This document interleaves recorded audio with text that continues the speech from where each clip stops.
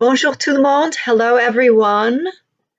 Um, my name is Claudia Homel, and I am the executive director of Working in Concert. This is our opportunity to talk about a subject that is dear to my heart and was something that I thought we should be able to discuss in the context of the upcoming, very exciting Chicago-Paris Cabaret Connexion, an 8-day conference that will take place here in Chicago, Illinois, May 8th to 16th, concurrent with the first ever Chicago Cabaret Week, which is taking place here in Chicago, May 6th to 16th.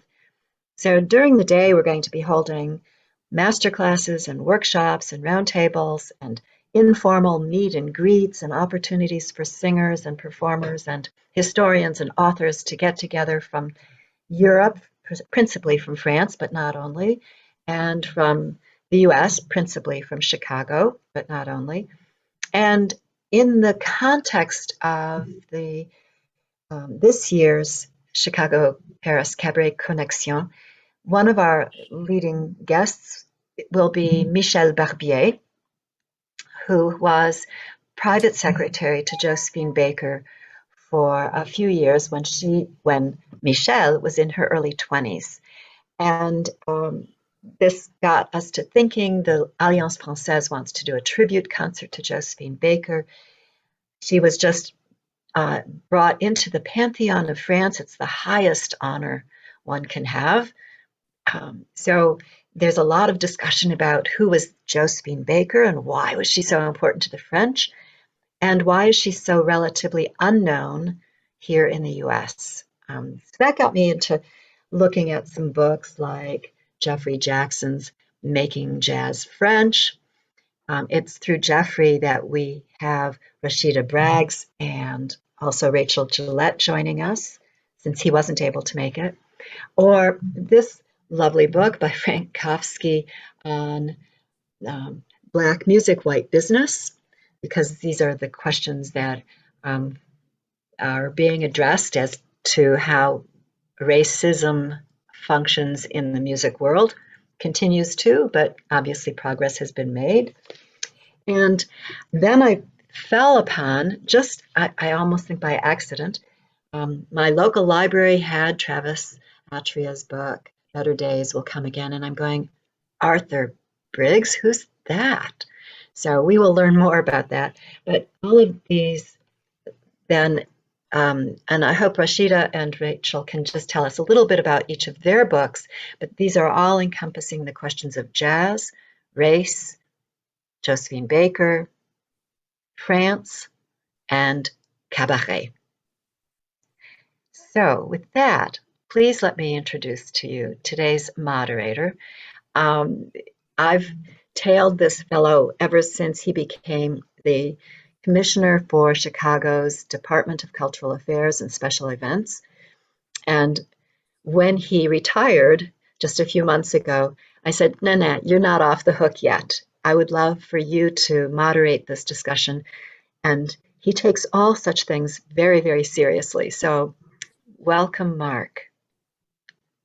Well, thank you, Claudia. And let me throw some accolades your way. Working in Concert is one of the great cultural gems of Chicago, and it's because you're advocates, it's because you're about incubation, and what you and your cohorts have done with this organization and its presence in Chicago and beyond is really remarkable. So thank you, Claudia, and thank you for everyone involved.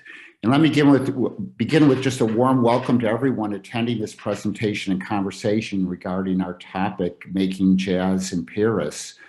This is such an important conversation, and I want to just offer a brief introduction to the topic.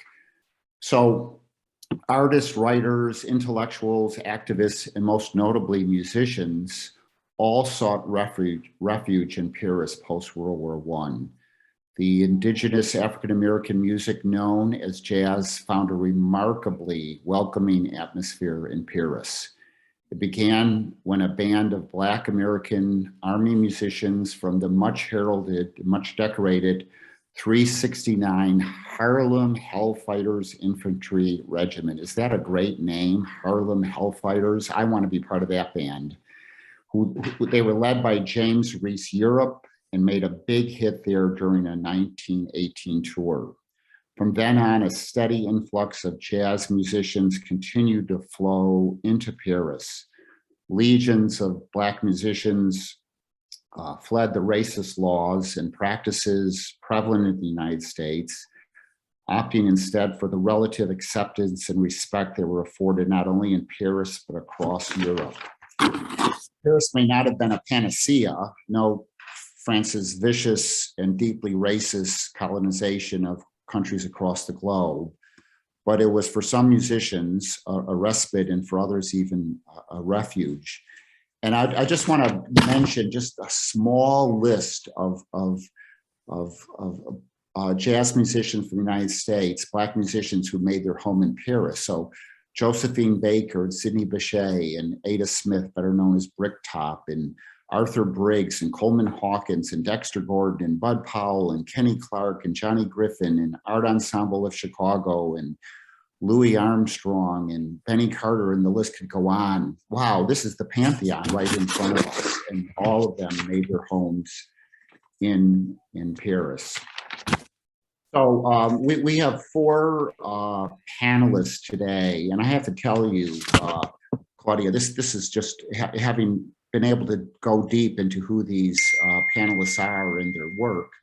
I am so just impressed with who we are going to have speaking today. So let me give you a brief biography of our four panelists. First of all, we have Dr. Rashida K. Briggs, who is an associate professor in Africana Studies and is faculty affiliate in American Studies and Comparative Literature at Williams College. With her background in humanities, performance studies, mass communications, theater studies, and English, Dr. Briggs introduces a performative lens to African diasporic cultural expressions.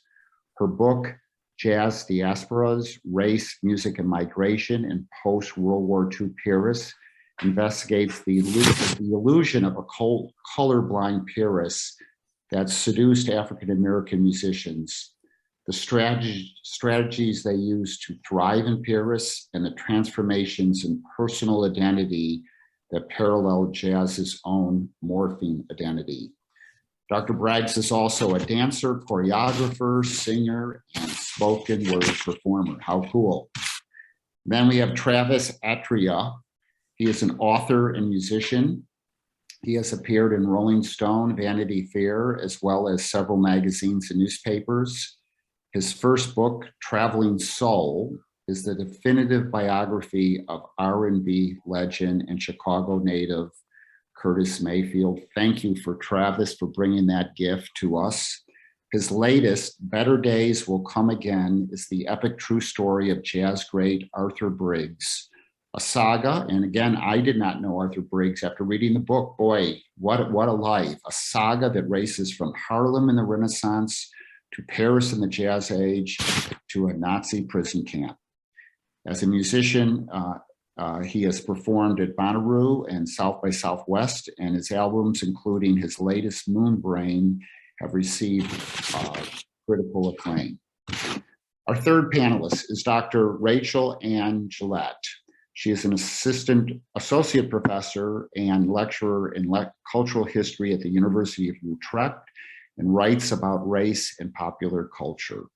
She focuses on the French Empire and the Francophone Black Atlantic, but her interests range from Marvel movies to early jazz to, of course, rugby, because she's from New Zealand.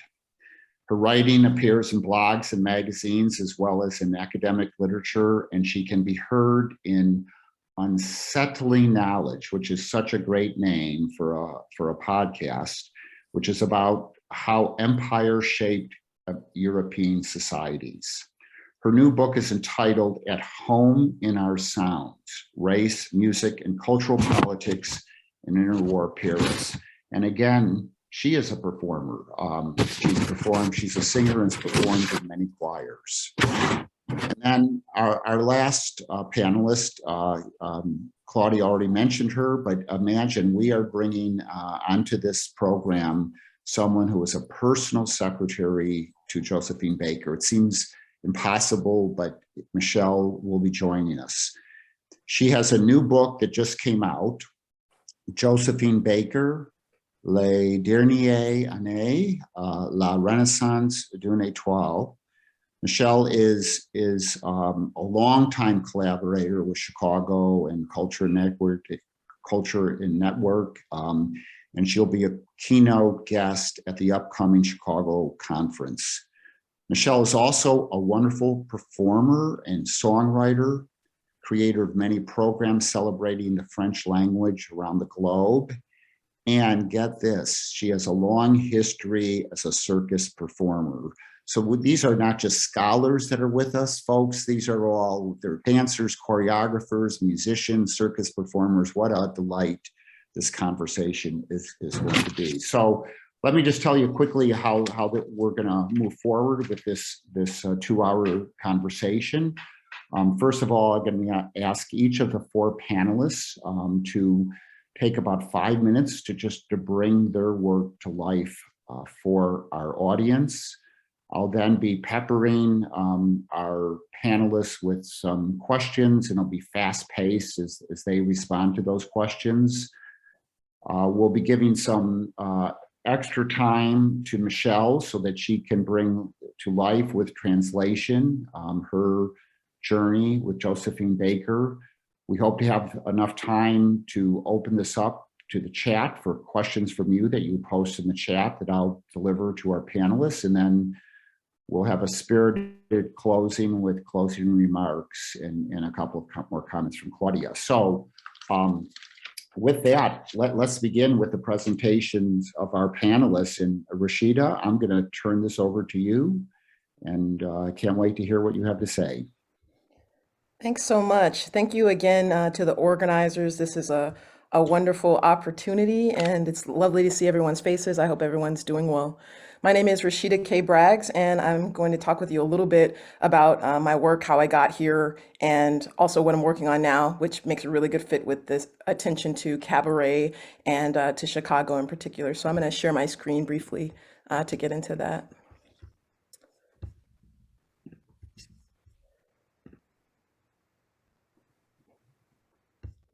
Okay, so everything really for me started with jazz diasporas. You see my book here in the middle, but I came to that through Sidney Bechet. Many of you may know the saxophonist and clarinetist Sidney Bechet, who was a contemporary of Louis Armstrong. So he's coming really out of the birth of jazz in the early 1900s through his death in the 1950s. And he spent a good part of his career where he's most well known in France. And in my book, Jazz Diasporas, Race, Music, and Migration in Post-World War II Paris, he was my opening point. He was both in France in the 1920s and was touring and performing with Josephine Baker when she was there. He was a rough fellow. He got into some gunfights and was actually banned from Paris, from France, especially the whole country for several years until he was invited back for a festival, an international jazz festival in the 1950s, right after, in 1949 actually, right after World War II had ended and the re-entry of jazz back into this country. So he's a really prominent figure, and he was the jumping off point for my work. And if you see the picture right beside it, I also wanted to emphasize the ways that my work was historiography, but also how I always draw on performance. So it may not be as apparent from the written work, but I've always drawn on performance to articulate some of the stories of the musicians that I study. And so in this picture, you see a solo performance that I did where to Summertime, to Sidney Bechet's interpretation of Summertime, that really kind of helped bring alive my chapter 1 on Sidney Bechet and his migration to Paris and jazz diasporas. Jazz diasporas really looked at the migration of African-American jazz musicians after World War II to Paris, so from 1946 to 1963. And two of the things that really happened after the publication of that book was one, chapter 3, which was led by this musician, Inez Kavanaugh, who was in Paris from about 1946 to 1952. She had a club called Chez Inez, and it was a real kind of hot spot for a lot of people to enjoy jazz. Well, in writing Jazz Diasporas, I realized that most of my stories were about men, about Sidney Bechet, about Kenny Clark, even about James Baldwin, the writer, and how he was a part of this scene. But where were the women? So chapter 3 on Inez Kavanaugh really leading us through this jazz scene really showed me that we needed to kind of figure out where were the women, because I knew they were there. That leads me to the work that I'm currently doing, which is called Move Jazz, Black Women Move. And it's about not only African-American women, but other Black and African diasporic women who came to Paris. What did Paris kind of bring them in terms of performing jazz? And one of my key interlocutors is MFA Kara, who came to Paris at the end of the 70s, or actually 1969 was one of the first people that I'm looking at. My study is from 1969 until 2019, looking at Black women jazz performers and why they came to Paris. And again, as is always the case with my work, I drew on performance to help me to tell these stories. So this is 2019, actually. Right before the pandemic hit, I invited MFA Kara to Williams College, where I'm an associate professor in Africana Studies, and we performed together on stage. So I'm currently collecting these stories and writing for what will be my second manuscript, Move Jazz, Black Women Move. I also wanted to show you a little bit about one interlocutor in particular who fits well the themes of this particular festival and talk today. Ursuline Carrison was born in Chicago, and so she's a native, and she performs gospel, musical theater, and jazz, and she really kind of came to fame with the show Bubbling Brown Sugar, which was on Broadway, and she toured with it throughout Europe, including in Paris in 1978. She was such a big hit there that they asked her to kind of come back, and she did a show at Paradis Latin. And I'm going to briefly show you a little clip from that. This is Chic Chic at Paradis Latin. Others propose travel in style, luxury cruise, trip down the Nile. They want to know, why wouldn't I go to the land of the pharaohs? I told them no, what I really want is chic, chic. Give me Paris, chic, chic. And that's my time. If you have more questions, feel free to ask for more information. I think we're segueing away to the next speaker. Yeah, so Travis, please share with us what you want to say. Yes, well, thank you for having me. It's an honor to be here. And it's so funny, I read Rashida's book when I was researching my book on Arthur Briggs. It's also funny that Claudia found me by accident, because I would say that all of my work has been by accident. The Curtis Mayfield book I wrote came about because I wanted to read a book about him. He was a musical hero of mine, and I was interested in learning about his life, and I couldn't find one. So that led me into a series of different decisions that were until I ended up meeting his son, and his son turned out wanted to write a book about his dad, but just could never kind of make it happen. And so we worked together to make that happen. I tend to be interested in musicians whose work and lives are about more than just music. So Curtis Mayfield was, I think, the premier songwriter of the civil rights era. And that's the same reason that Arthur Briggs appealed to me. I found out about him by accident as well. I was just reading a book called Americans in Paris, and it was about Americans who had stayed in Paris after the Nazi occupation. And actually they included him, although he was not American. And there was maybe 3 or 4 sentences about him toward the back of his book. Jazz trumpeter, was called the Louis Armstrong of France, spent 4 years in a Nazi prison camp. And to me, just those 3 things, I thought, I got to know more about this guy. And that led me into several years worth of researching his life. Eventually, I realized that I couldn't write the book if I didn't have more of his perspective, because it was easy to find out a lot of stuff about what he had done and the people who he knew, but it wasn't easy to find out about what he felt about it. And so that led me to, I went to Paris because I knew he had a daughter in Paris. I didn't know if she was still alive. I didn't know where she lived. I just went there because I was desperate. And I thought, if I'm going to make this book happen, I have to meet her somehow. And I was able, through many different people in the Paris jazz scene, to meet her.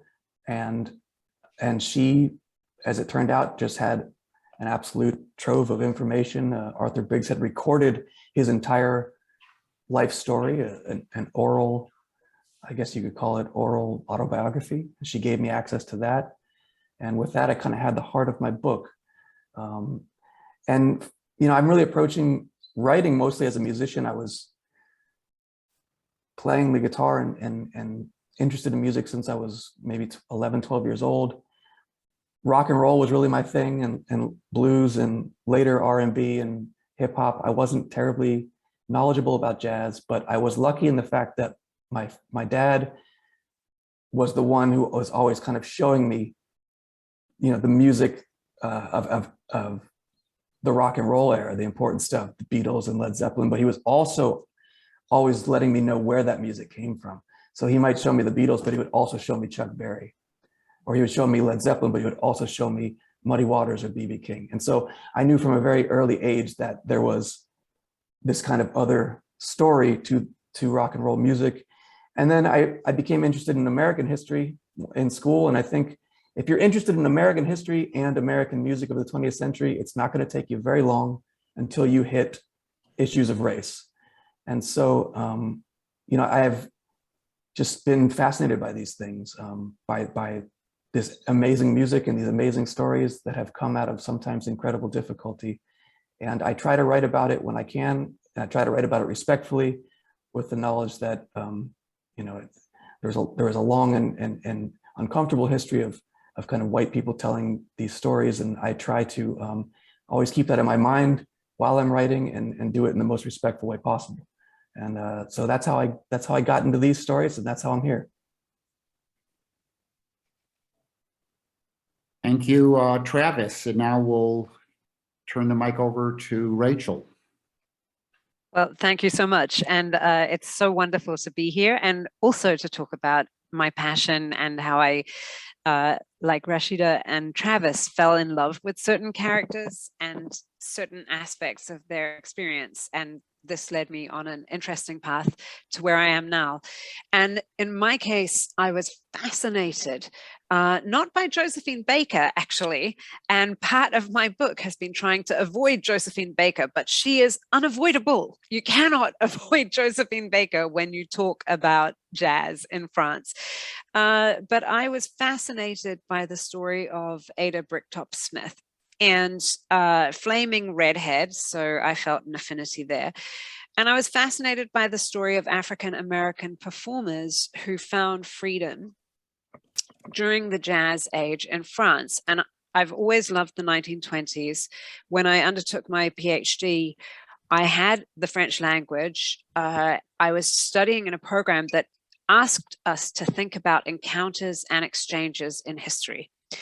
And so thinking about these men and women who went to France. Tu m'entends? Oui. So thinking about these men and women who went to France and experienced it as this land of freedom through music, which I have always loved, was fascinating to me. And as I uncovered the story of Ada Bricktop Smith, I thought more and more about how these African-American performers used their experience in France to mount a political critique of America. And so it became kind of also an awakening for them. And as an historian, that story fascinated me too, because then it's not just about music, it's about history, it's about, well, music is history, but it's about politics, it's about trying to seek racial justice in a way, even if it's not the same kind of politics that we tend to think of as traditionally politics. So I followed the story of Bricktop and Arthur Briggs, actually, who also fascinated me for similar reasons to Travis. And I uncovered this whole sort of mini migration of musicians. And it was a strong enough migration that they were writing back to the newspapers in America with their experiences. They were changing the ideas of communities in America about the range of possibilities of movement in just 2 generations, one in some cases, after enslavement. And suddenly people were, they called it crossing the pond.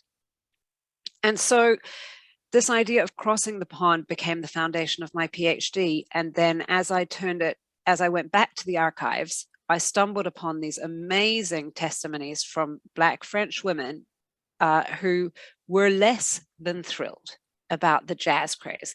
They did not think necessarily that Josephine Baker was doing for Black French women what they wanted her to be doing. And their experience was really different to the experience of Black American performers. And that turned into my book, which is called At Home in Their Sounds, because in a world in France that felt very alien to both Black American performers and sometimes to Black French colonial subjects, they found a home in music, but they also found a place from which to voice their critiques of racial injustice.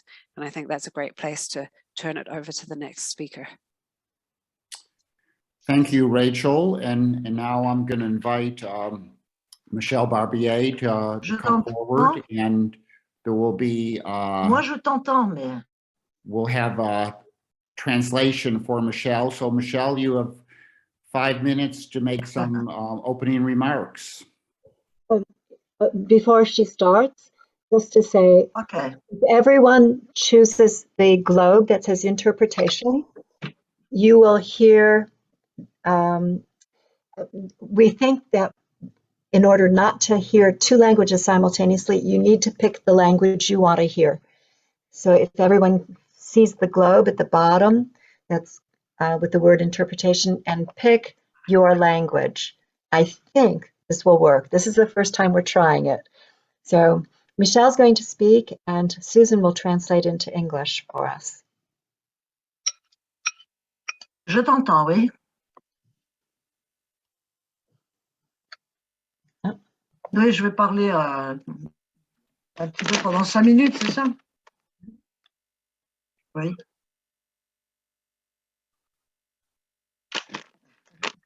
I'm not hearing you now. Oui, allez-y, Michel. Bien. Bonsoir à tous d'abord. On m'avait demandé de faire de dire ce que j'avais appris auprès de Joséphine. La question m'embarrasse un peu parce que, en fait, je n'ai pas appris puisque je savais déjà qui était Joséphine et je connaissais son engagement, particulièrement son engagement contre le racisme, contre l'antisémitisme, tout ça, c'était très connu. Yes. Moi, ce que j'ai essayé de donner, Yes, please. moi, ce que j'ai essayé d'apporter, c'est un témoignage direct de la femme que j'ai rencontrée, au-delà de son apparence, de son rôle social, en quelque sorte.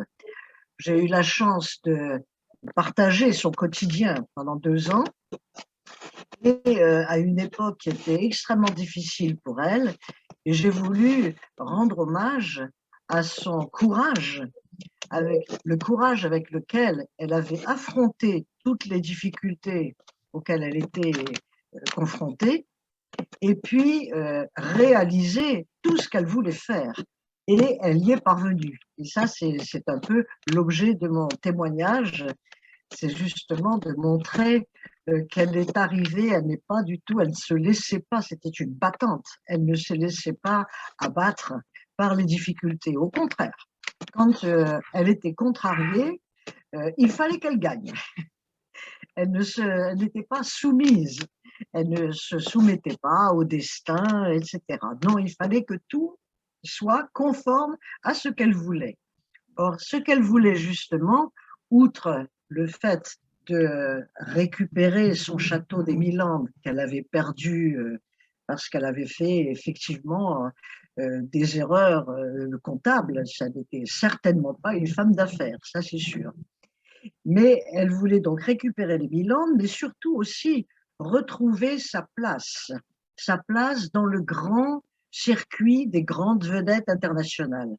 Et c'était une époque où ni les États-Unis, ni la France ne souhaitaient l'engager.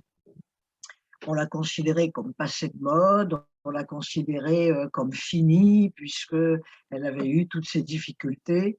Donc, elle travaillait beaucoup notamment en Scandinavie, en Allemagne, au Japon, en Amérique latine, en Israël.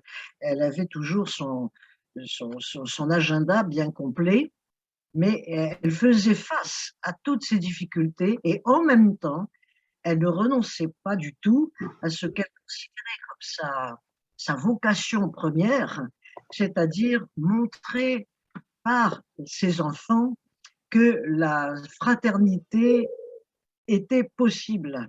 Elle était possible puisque vous mettez des enfants ensemble, qu'ils soient noirs, jaunes ou rouges à pois verts, ils se considéraient comme des enfants et au-delà de toute race, de toute religion.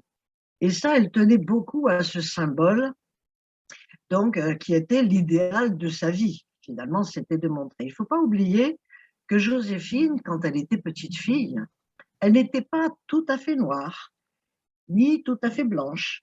Elle était ce qu'on dit en France, elle était café au lait, c'est-à-dire elle était assez claire. Hein, Donc, très vite, elle a compris l'absurdité du racisme.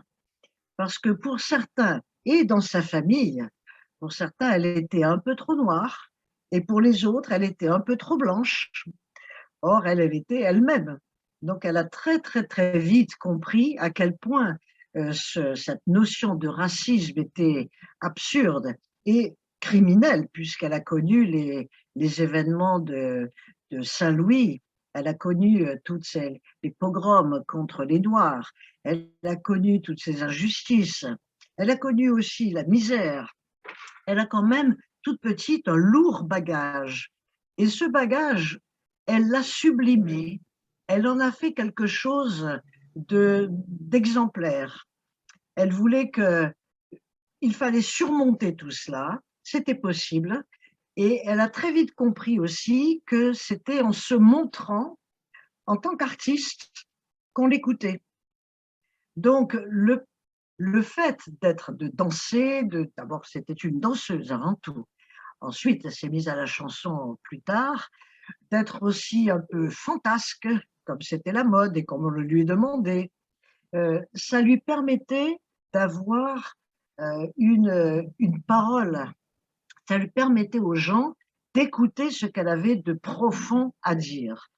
Et sa nature profonde, elle a commencé à vraiment la montrer pendant la guerre. Pendant la guerre, la Seconde Guerre mondiale, par son action d'engagement auprès de la résistance du général de Gaulle, elle a montré qu'elle était non seulement extrêmement reconnaissante à la France de lui avoir permis de devenir une vedette internationale, mais aussi elle a montré toute sa fidélité à ses valeurs. Et là, elle a complètement changé de personnalité. Elle est devenue beaucoup plus profonde. Ce n'était plus la Joséphine des années folles. Ce n'était plus la Joséphine fantasque. She was not clown. She was not the imaginary black boy from the United States. She was very moral, very honest, very... Le code social. Donc c'était pour les enfants, évidemment, c'était un peu contraignant. Parce que les enfants, eux, c'était des enfants. C'était, en plus, qui devenaient adolescents. Vous vous rendez compte? Quel culot. Ils grandissaient. Donc, ils devenaient eux-mêmes. Et elle avait un peu de mal à comprendre ça. Elle avait un peu de mal de voir ses enfants vouloir vivre pour eux en tant qu'individus. Cependant, je dois dire que là, j'en ai été vraiment le témoin direct et je continue d'avoir des contacts avec certains des enfants, puisqu'il y en a que je n'ai plus revus. Ils ont tous parfaitement compris le message de leur mère et ils l'ont honoré. En plus, ils avaient tous un immense respect, même si rouspété parce qu'elle était un peu dure sur la discipline, ils ont tous un immense respect pour leur mère. Et ça m'a beaucoup frappé. Parce que vraiment, quand on parle encore avec même si tellement d'années se sont passées, même s'ils ont fait leur vie séparément, ils restent très unis à l'ombre de leur mère et de leur père, parce qu'il ne faut pas oublier Jo Bouillon non plus. Jo Bouillon qui les a élevés véritablement, puisque lorsque Joséphine les adoptait, elle travaillait beaucoup, donc elle était souvent absente, et c'était Jo Bouillon qui les élevait, qui avait la responsabilité des enfants.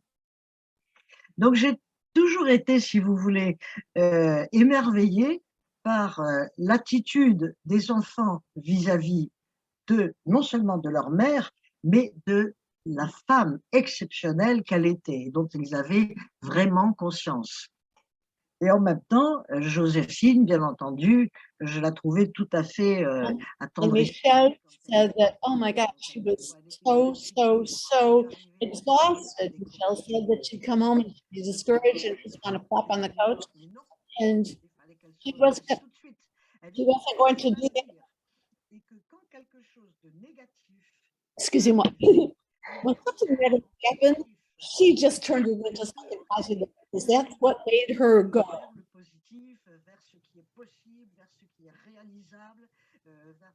Everything that was possible, Josephine turned into a positive. So that's what Michelle has always tried to transmit to us as spectators in the show and as readers of her book.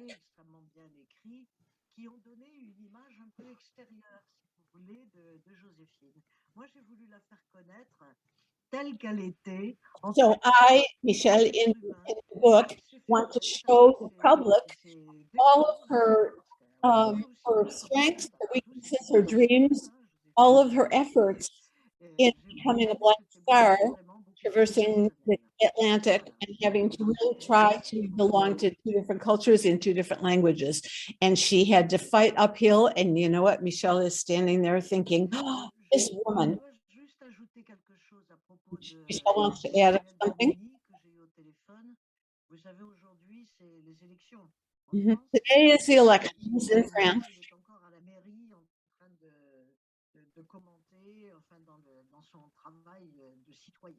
Yes.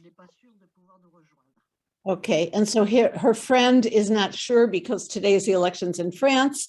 It's the first of two tours of the first of two rounds, in France, and she has a colleague who was supposed to come, but he's absolutely swamped down at City Hall in Paris, so she's not sure. She's just telling us that he may or may not be able to join us on this call this afternoon. So you can hear, whether you understand the French or not, you can hear the passion of Michèle and her grand respect over many, many, many years that has just grown as she has forged her career and as she has tried to be the respectful, honest, incredibly determined voice of Josephine Baker. So thank you, Michèle. Merci. Well, thank you, Michelle. And that was fascinating. And we're going to hear more from Michelle later in the program. We're now, I'm going to be posing some questions to Rachel and to Travis and Rashida, and each of them will have about 2 minutes to respond to these questions.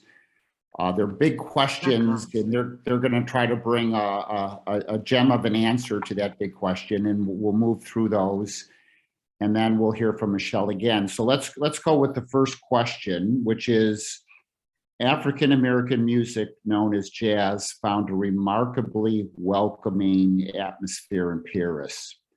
What is the context for that welcome? Quel est le contexte pour cet accueil de cette musique?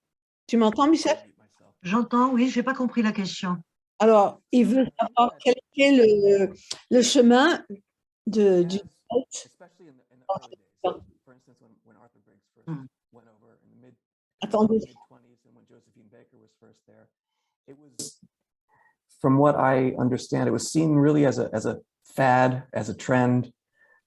It wasn't taken terribly seriously by most people. However, I think Paris, what the Parisians did, to their credit, that didn't happen in many other places, including in America, is they always recognized it as an African-American form.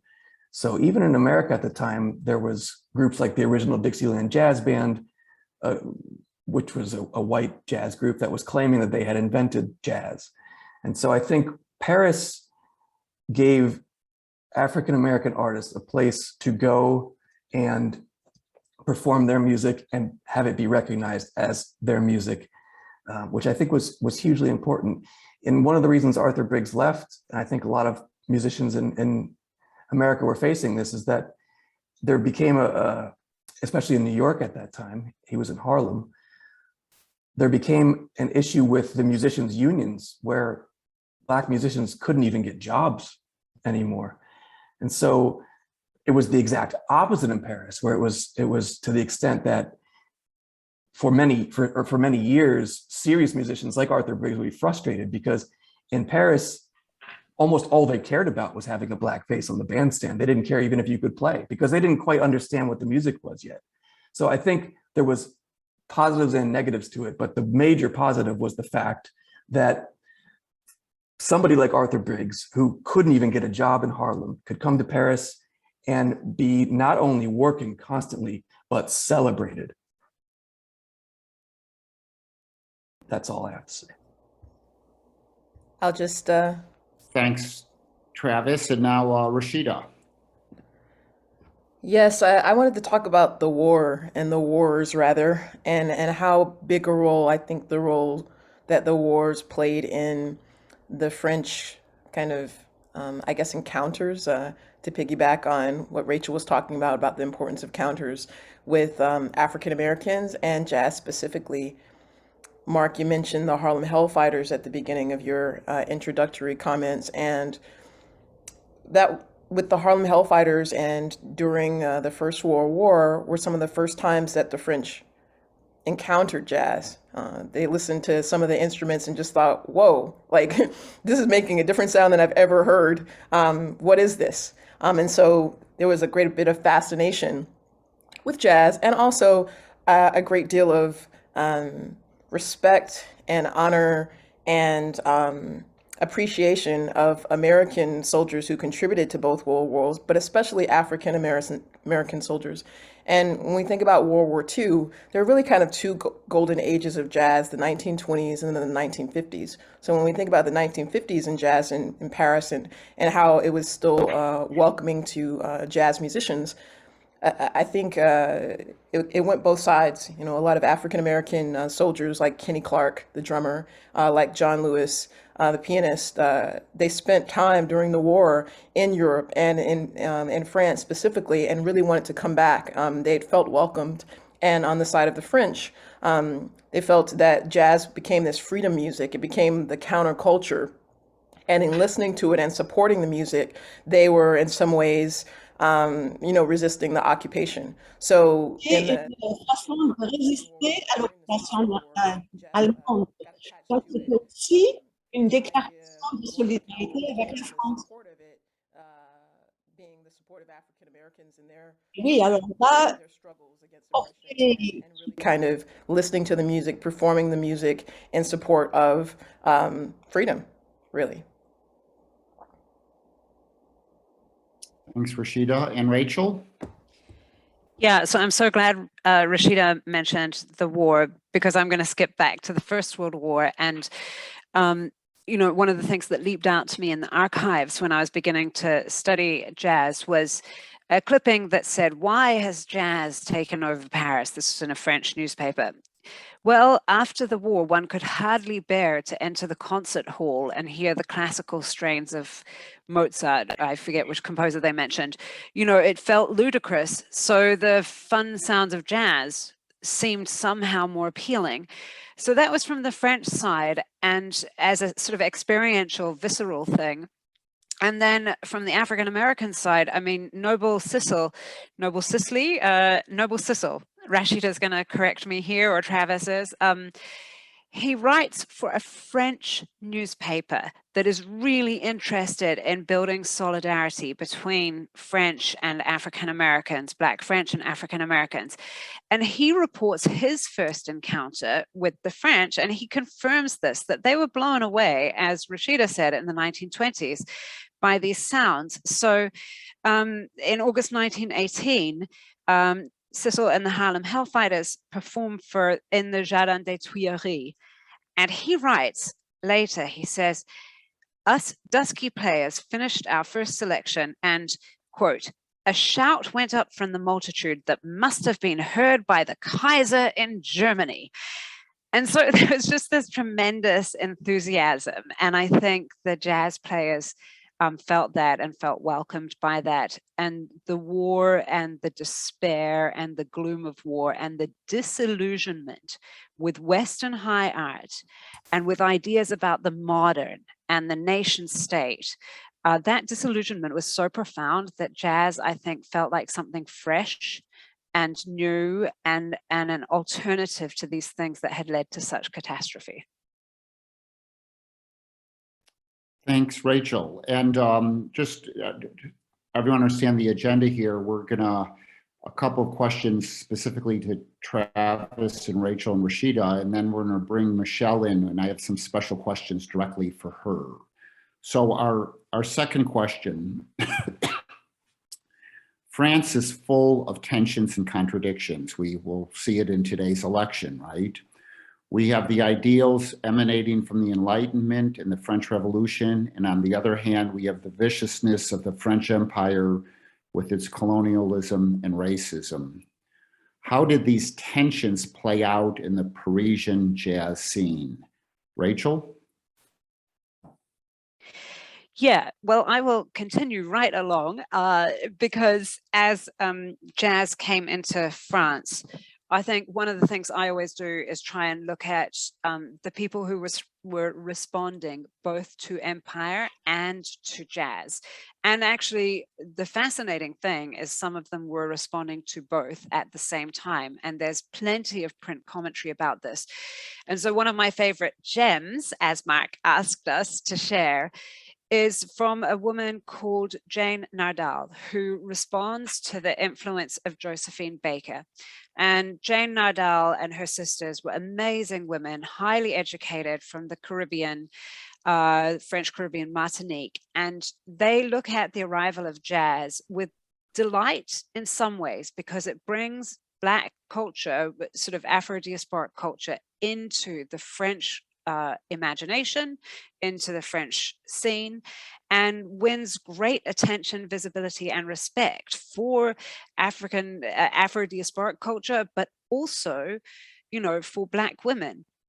At the same time, Jane Nardal writes about Josephine Baker that she feels Baker is brilliant because she's undone the work of colonialism that has seen Black French women as only little princesses raised in the jungle, kind of frolicking around in the trees in Africa. So Jane Nardal says, this is great because Josephine Baker has broken through the bounds of the imaginary, and she has welded the ideas of Africa together with the ideas of the American modern, and we can break through these old colonial imaginings.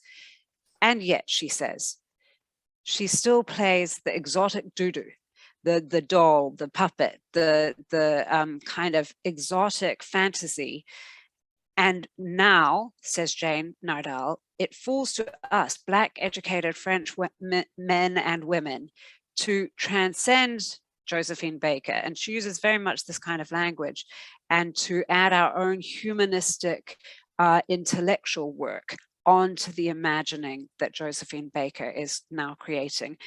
And I think that says a lot about how Black French colonial people felt within empire, felt not fully respected, not fully included, felt exoticized, and how jazz helped bring this to the fore, bring those tensions to the surface.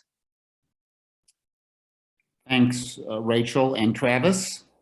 I think it's, you know, it's easy to look back and kind of think that everybody just went nuts for jazz and France. And it's much like when you think about the hippies in the 60s, where it's like, this was a small movement. I think there was three basic categories of people in the jazz age in Paris. There was people who took the music seriously as a serious art form. And that was a tiny group. There were people like the Lost Generation writers, and everyone going to brick tops and to the clubs who were just getting drunk and were thinking, oh, isn't this, fun music to dance to? And then I think most people, the biggest group, were people that saw this as an invasion, really. French people who saw this as an invasion on their culture. And so I think the difficulty that so many of these artists had, especially in the first era, in the 20s, the jazz age in Paris, is that there was this very this mixture of acceptance and rejection. And I think it was often very difficult to figure out which was which, or when you were going to experience which one. There was a guy named Eugene Bullard who was he ran a club where Bricktop first worked, and there was a place where all the jazz musicians would hang after hours. And he was famous he would get into fights almost every night because there would be white people that would see him in a restaurant and try to get him kicked out, and these sorts of things. So I think that yes, it was freer than in America, but I don't think it was free. And you can understand how America was so bitterly segregated that you could see how Paris would have felt like freedom. But I don't think that it quite was. I think that you still had a lot of racism, a lot of kind of marginalization and trivialization of the culture and of the music that was being performed, and down to the fact that even as you get closer to World War II, Josephine Baker performing in she had a gig in the Vienna Opera House. The Nazis in Vienna forced the government to shut the show down.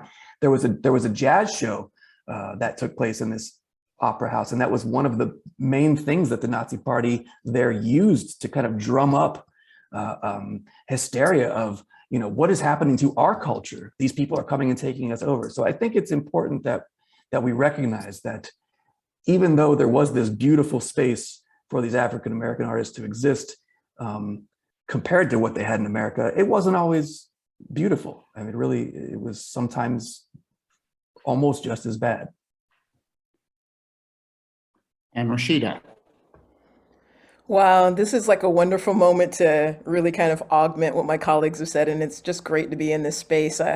I feel like pop all of these ideas, and one of them, Travis, is that idea that you said it wasn't free, it was maybe freer for African Americans. In my book, I really talk about how Paris was not this kind of colorblind haven for African Americans necessarily, and I wanted to talk a little bit more about Sidney Bechet, and I mean, he becomes this really big star in France, becomes their king of jazz, really, but he's interviewed, sometimes, and there's this romanticization of him. He's become our French king of jazz, in comparison, to the U.S., kind of used to really to kind of compare and to show France as this home of jazz, like to kind of recreate it as a home of jazz.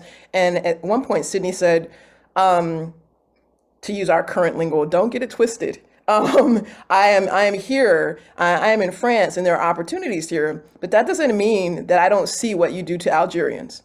I see it, I see your treatment of your own other, right? And so there's acknowledgement of this, but there's also limitation as to how much these musicians can really be vocal about the treatment of Black and African diasporic people in France if they want to still be welcome there and have these opportunities.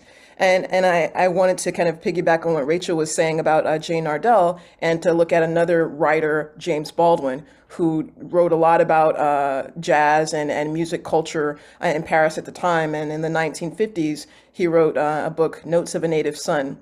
There's an iconic chapter, Encounter on the Sin, Black Meets Brown. And it gets back to some of the things that Rachel was talking about in terms of the relationship and the perception of African Americans in comparison to other Black African diasporic people who were in France.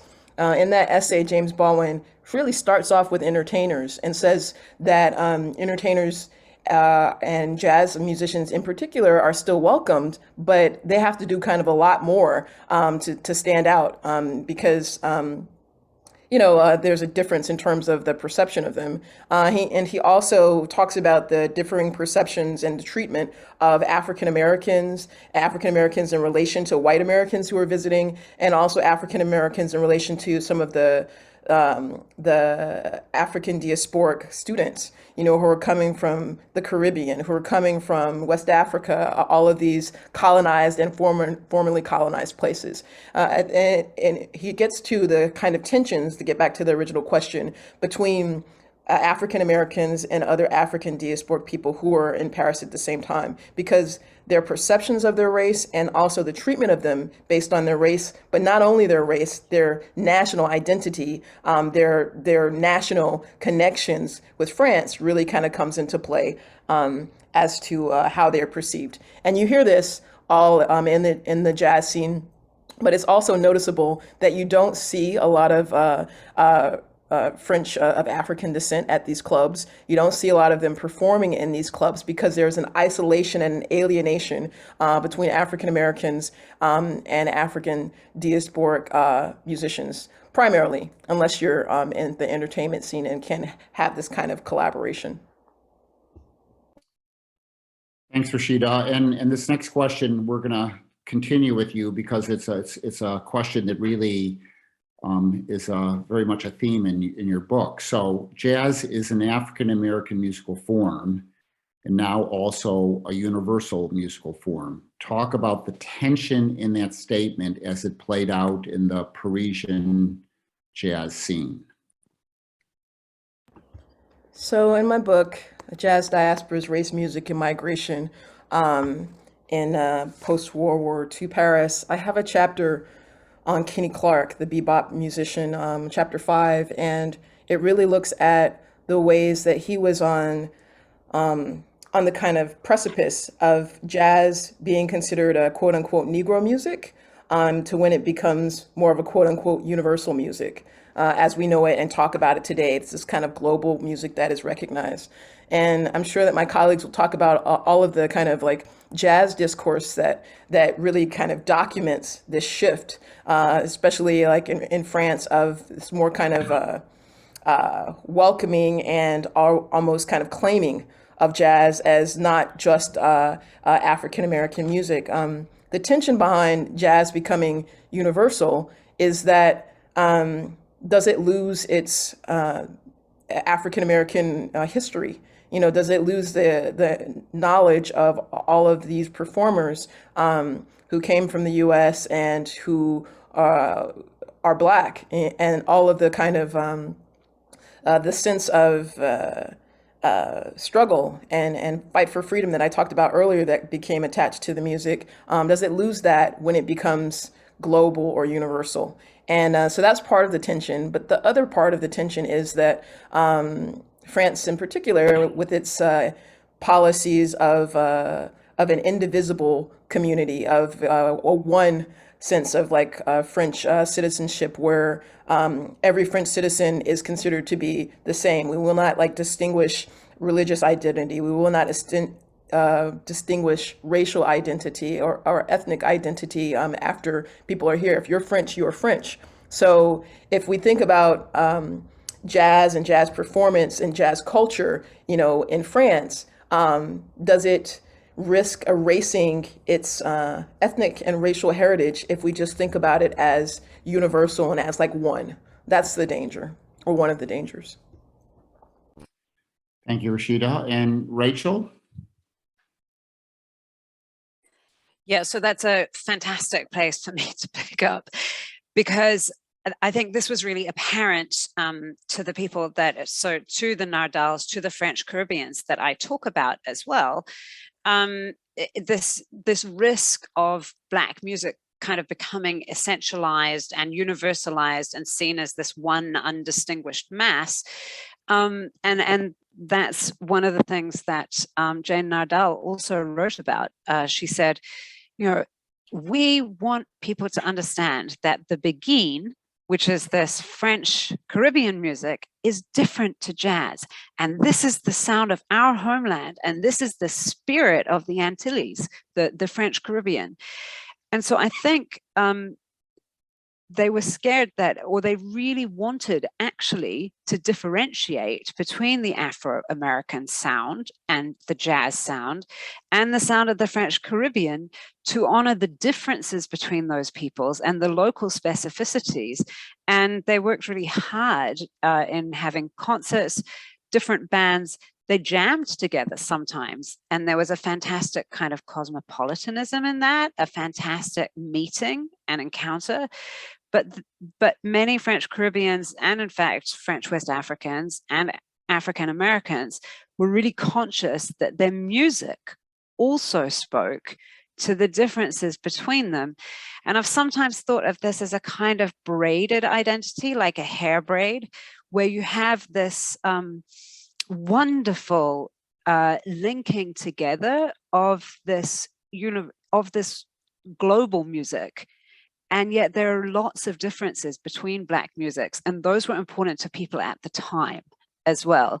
And so I actually don't think it got universalized. And I think in the 20s, people were working really hard to maintain some of those senses of distinctions, because the French Caribbeans were like, we're not jazz artists, by the way, we're French, we're playing Black music, but we're French Black music. And so you guys might want to rethink your beautiful idea of the French Republic as a kind of notionally white space, because we're Black and we're French and we're here, and that's so apparent in our music, which is not Black American music, although we share similarities.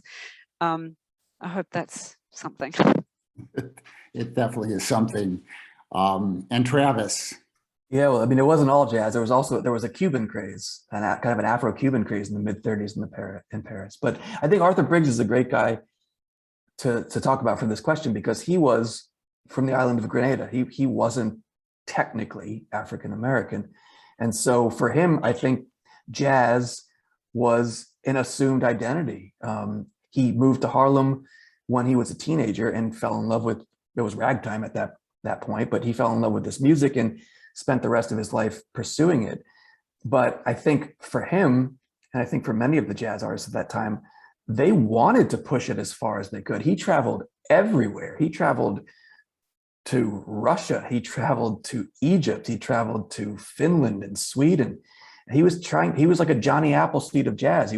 I think there was this push to universalize it, to bring it everywhere, to say, this is our music. This is a new music that these people really did want to show to the world and have taken seriously, while at the same time, the counter push of saying, how do you do that and have it stay and have it not change into something else? And I think another aspect of Arthur Briggs's career is he was a foundational member of the Hot Club of France in Paris, and his role in that was almost completely erased. And I think part of the reason is because I feel like, this is just my own personal feeling, is that I think that the French jazz lovers and the jazz lovers in Paris, they wanted something that was theirs. They wanted something that looked French, that was coming from French musicians. And so I think that they kind of took this band with Django Reinhardt and Stefan Grappelli and all the others, and that to them was, this is our thing. Now this is our jazz. And so I think you can't help but, anybody who hears a form of music that they love, they want to make it their own. And so I think the more you spread it, which was kind of Arthur Briggs' main thrust in his entire life, the more you also bring it to people who are going to take it and make it their own, or at least try to, and take it to places that maybe are completely different than where it started. And is that a bad thing or a good thing? I don't know the answer to that question. I mean, as a musician who has, done similar things myself, I feel like I would argue that it's not a bad thing, but I think you could also argue that it does somehow change the essence of it. So now we have our last question, and then we'll bring Michelle back in. And actually this last question will be a perfect segue into talking back with Michelle. So I'm struck in reading your books and getting to know all of you in your backgrounds. You're all performers. You're not just scholars, and just scholars is the wrong term, but you're more than just a scholar. And so I wanted you to talk about how your creative work and passion has shaped and informed your scholarship. And we'll begin with Rachel. I adore that question. And not just because it lets me talk about myself. No, I think it's such a wonderful question because as a historian, you sometimes are expected to stand outside of the book you write and to be very sort of impersonal in the way that you write it. And yet, for me, I talked about having French as a language, which enabled me to go into the archives and read the newspaper sources and the letters and what people were saying.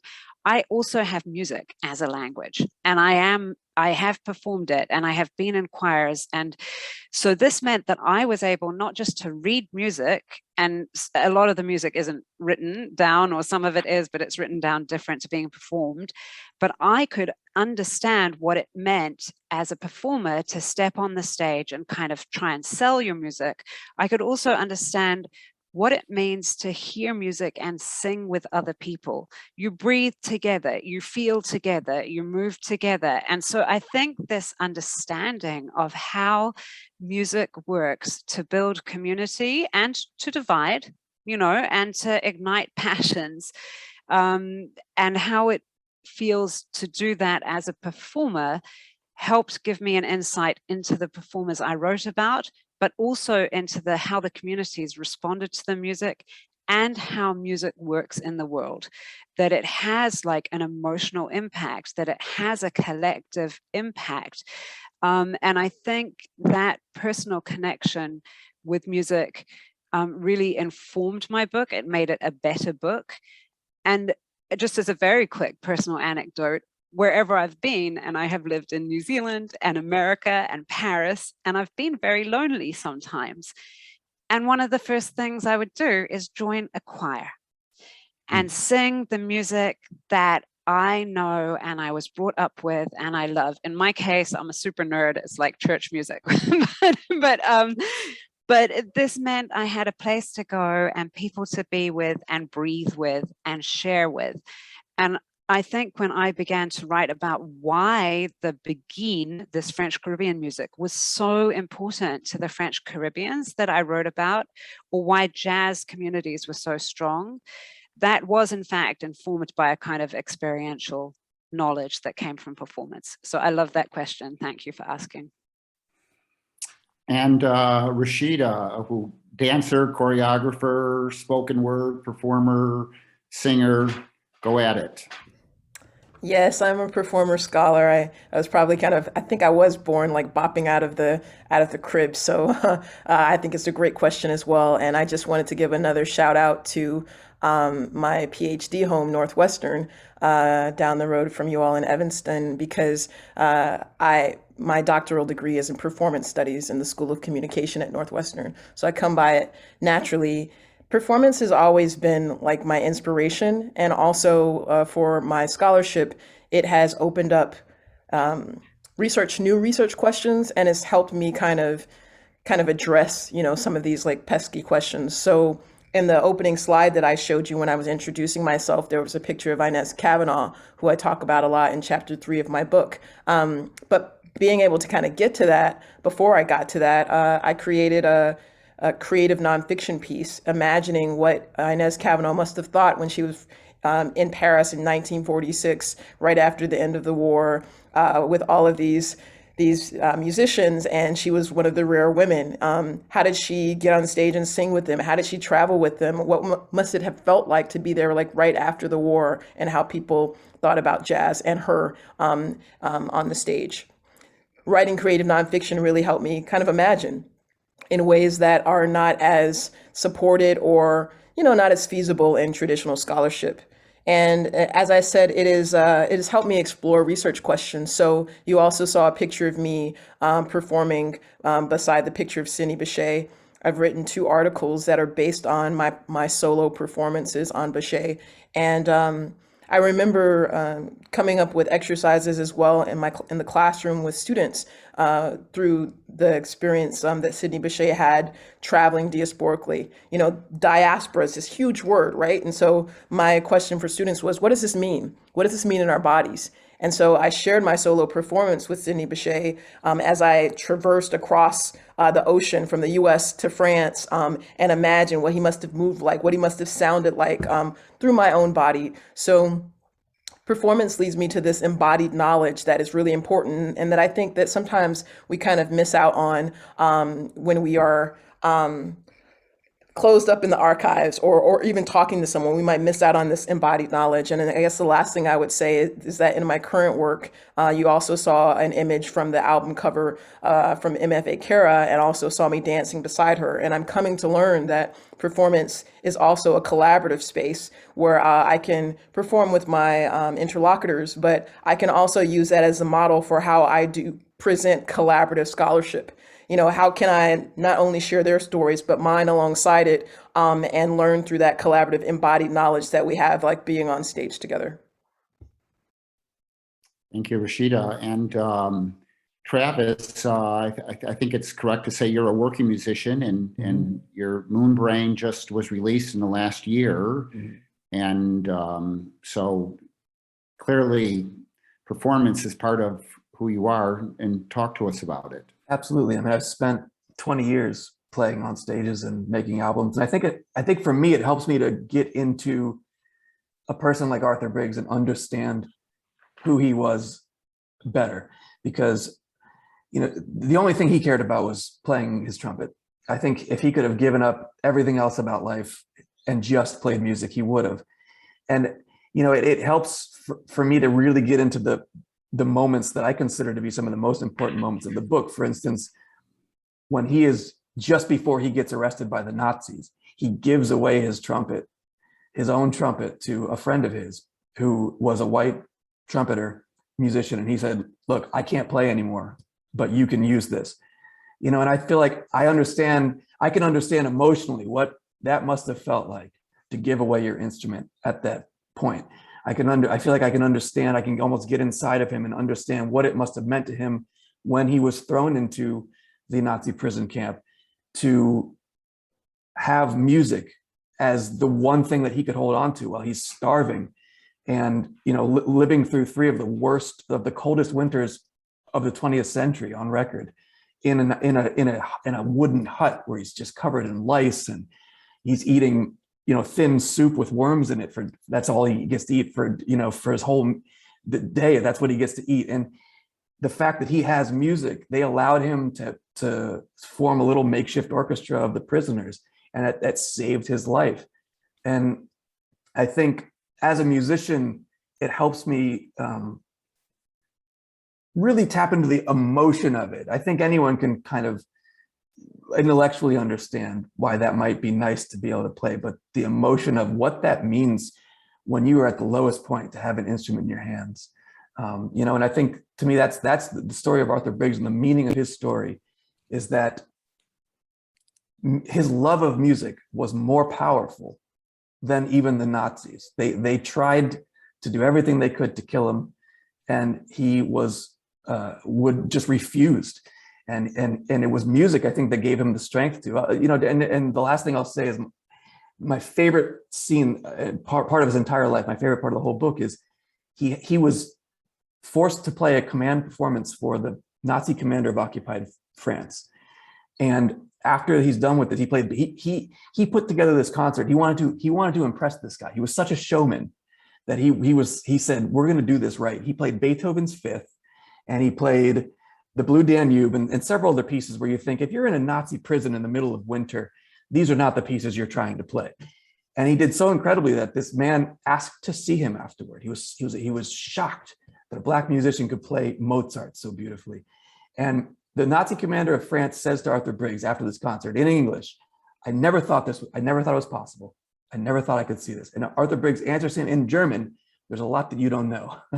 And I thought, just like, to me, it's like that spirit of a musician who is like, he's got nothing else, but he's demanding that the music be perfect. And he doesn't care what this guy could do to him. He's saying, you know, you don't know what I could do. You can't even imagine what I could do.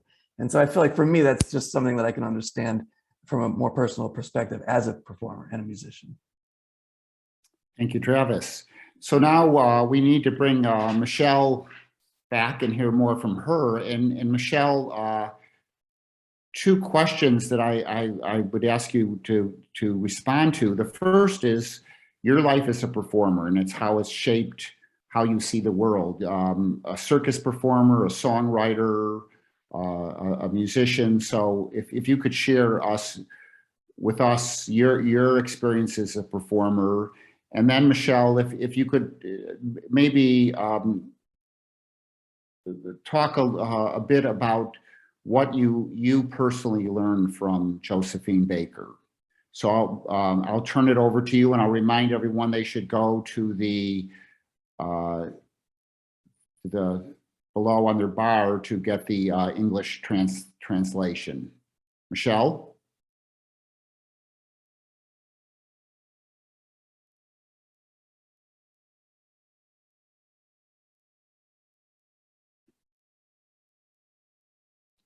Vous m'entendez? Ok.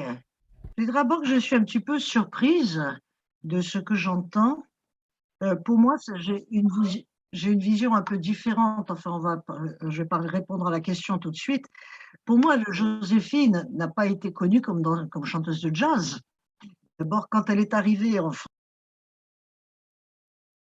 par la Première Guerre mondiale, avec les soldats de la Première Guerre mondiale, ont amené le jazz en Europe. Ensuite, elle est arrivée comme danseuse et elle devait représenter l'Afrique.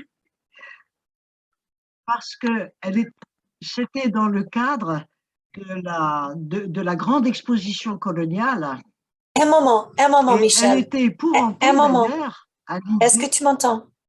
Un Comment? moment. Susan doit être sur la chaîne anglaise.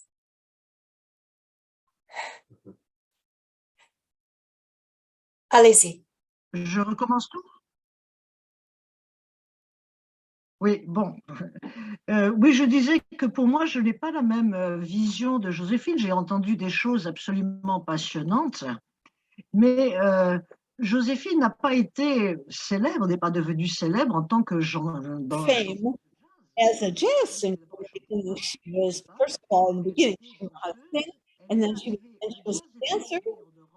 Jazz arrived in Europe during World War I. It arrived with the American soldiers. Ensuite, elle est arrivée dans And le then- cadre de la glorification de l'Empire français. C'était la So, grande exposition Josephine coloniale. was Quand arriving elle in était France surprise during the aux exhibition. Champs-Élysées, elle devait être en She was supposed to be like the black savage lady, the dancer, the crazy lady with her little bananas and all. That's how she was supposed to be represented. She said, "Oh my God, this is what I have to do. If that's the way it is, that's the way it is, and I'll do it." And when she had more experience, so it was the glorification. All this was the glorification of the French Empire, was so to make fun of herself. So she was not considered as a jazz singer. That's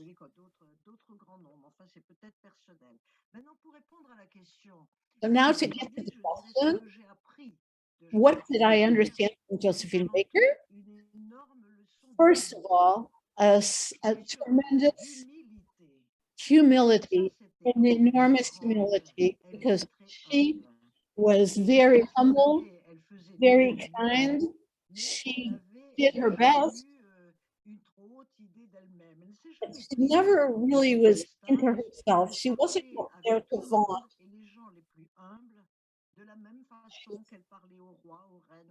The way that she spoke to kings and princesses and people in the street was the same. So for me, Josephine is the symbol of the faith and the hope of humanity and courage, because she absolutely took lots of risks.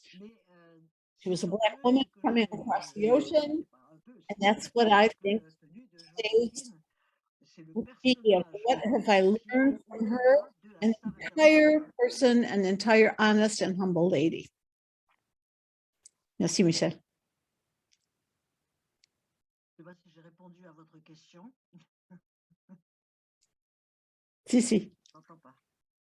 Michelle, do you talk to us a little bit about who you are? I'm just intrigued to hear circus performer and songwriter, and tell us a little bit about your journey.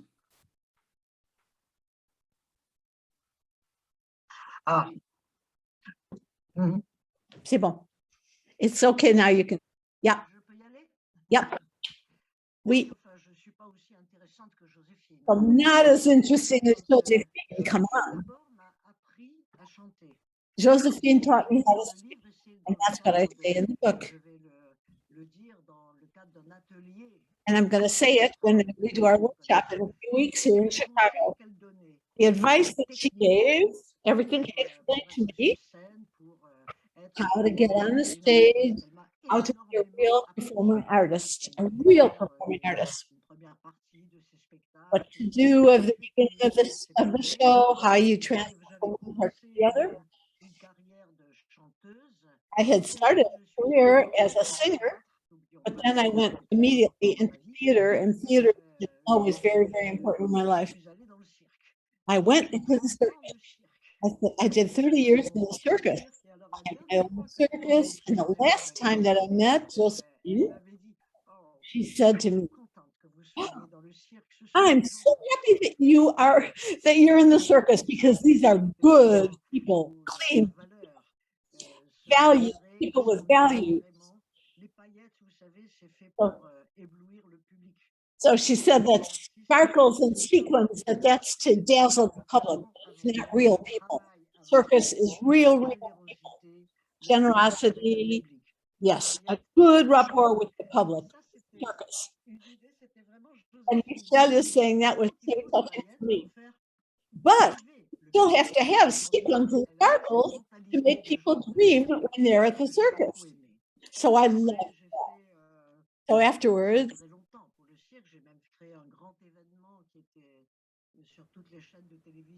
so her circus programs, she was a star on TV and all the newspapers and everything about the circus. She was in demand everywhere.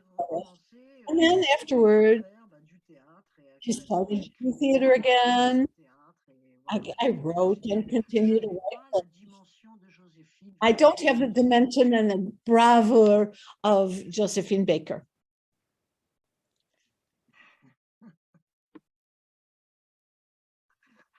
That's a pretty tough act to follow. And by the way, I think I'm going to form a new theater group, and the four of you are all going to be part of it, and we'll have to bring you together to figure out who does what and how. But I think it would be a pretty awesome event, right? Maybe we'll bring you all in for the next festival that Claudia puts together. So I want to open this up now to our audience. And so Michelle said, excuse me, Mark, Michelle said, sure, I'm ready. I'll try. Well, I would imagine circus performers are pretty game. So I'm not surprised, Michelle, that you said sure. So I want to now open this up to our audience for you to bring some questions to any of our panelists.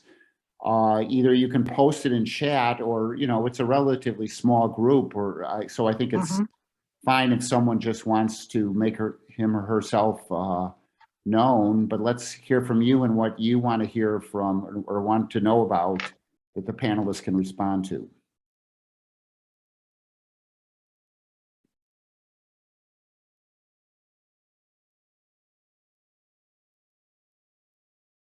No, I'll jump in if no one else is jumping in. I'm in Paris right now, and I saw, salut Michel. I saw Michel Barbier perform last night. She is spectacular. And no one is Josephine Baker, but Michel Barbier is Michel Barbier. Hey, brava, brava. And it was also her birthday yesterday. Happy birthday, Michel. Joyeux anniversaire, joyeux anniversaire, joyeux anniversaire, joyeux anniversaire. Voilà. Elizabeth Howard has her hands up too. So.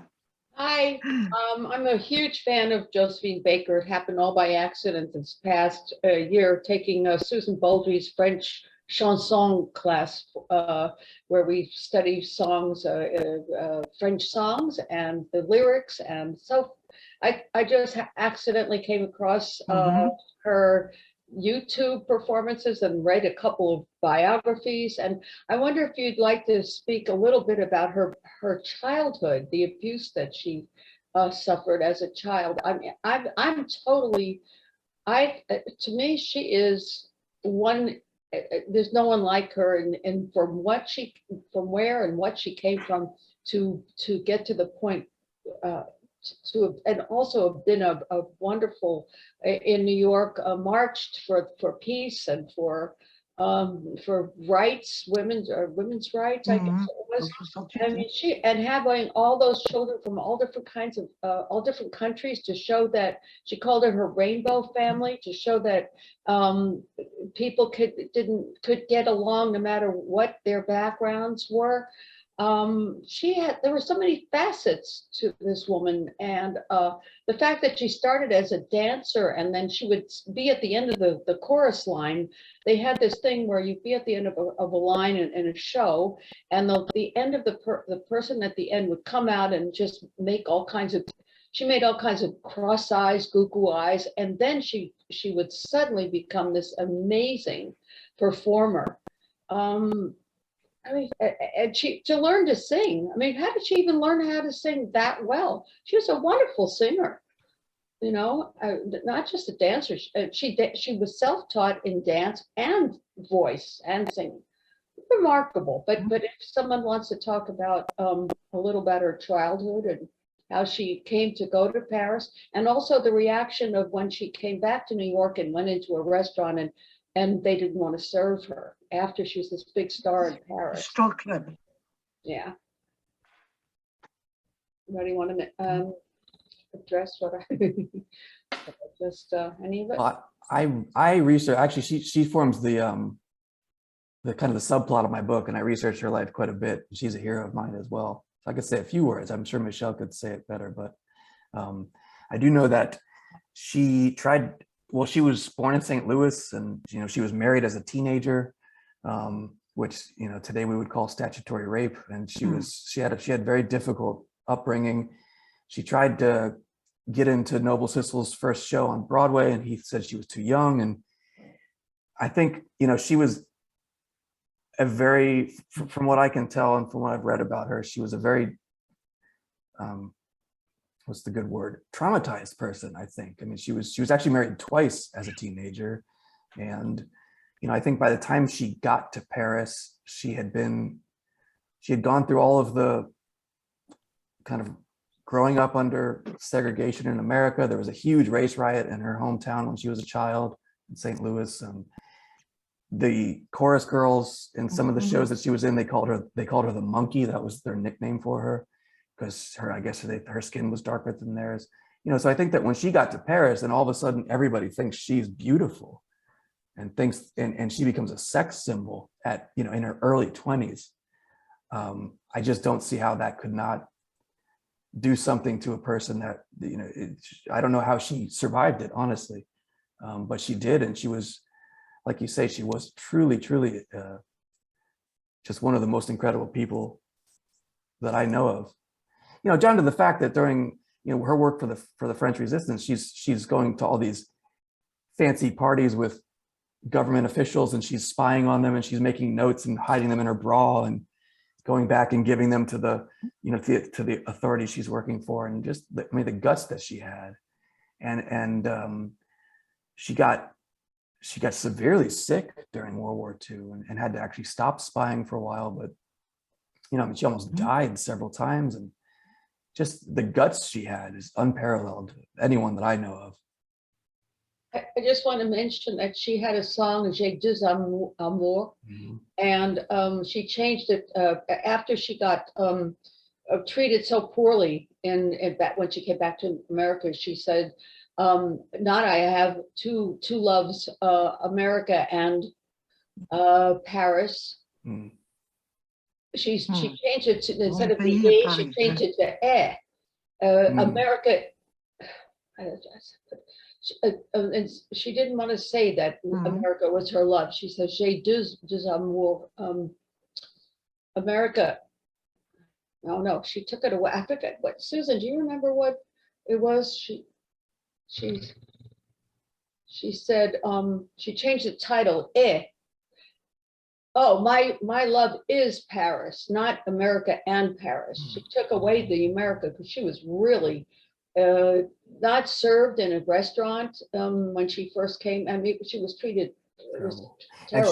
she was at the, in 1963, she was at the March on Washington, standing on stage with, while Martin Luther King Jr. gave his speech. And afterwards she said that she could have done it better. She said he wasn't strong enough. I believe it.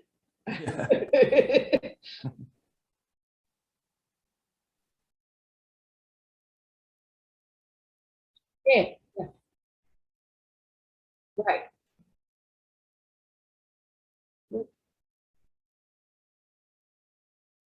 Yeah, so she took away the America. Yeah.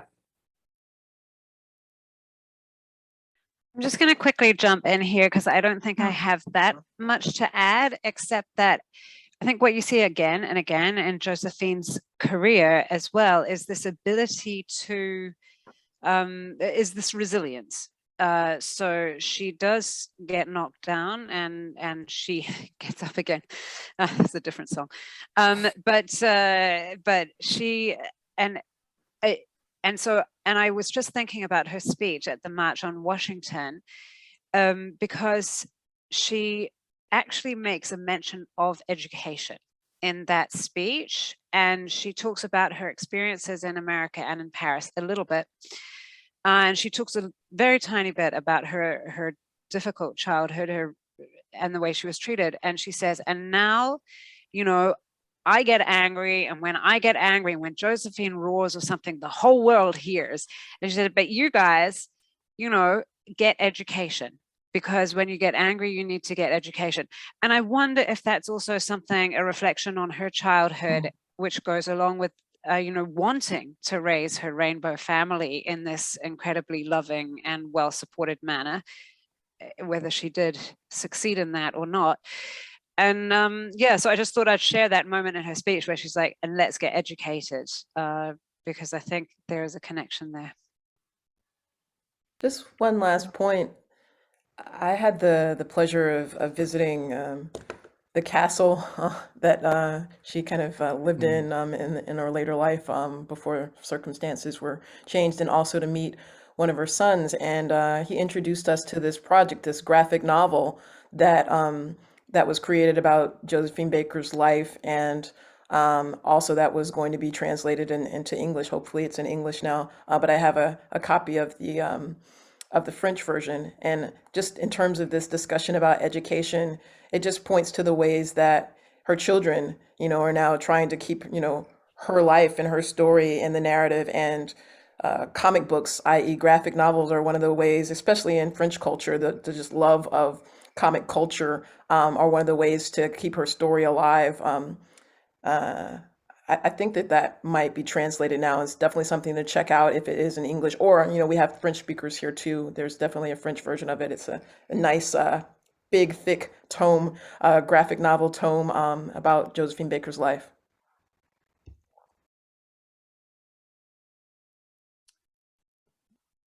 Any other questions, comments? J'ai pas compris ce que tu m'as dit.